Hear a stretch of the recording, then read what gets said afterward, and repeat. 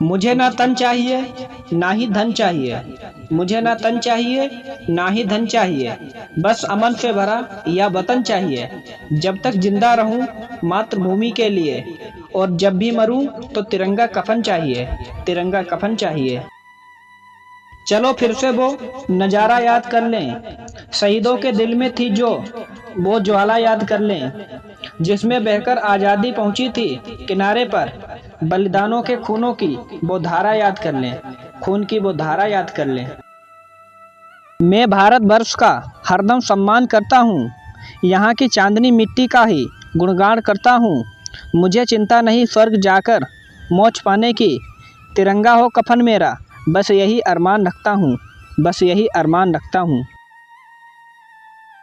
जब आँख खुले तो धरती हिंदुस्तान की हो। जब आँख खुले तो धरती हिंदुस्तान की हो।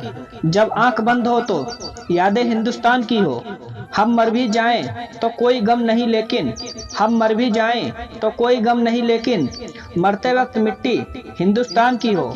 मरते वक्त मिट्टी हिंदुस्तान की हो। मुझसे पूछा गया तेरी जात क्या है।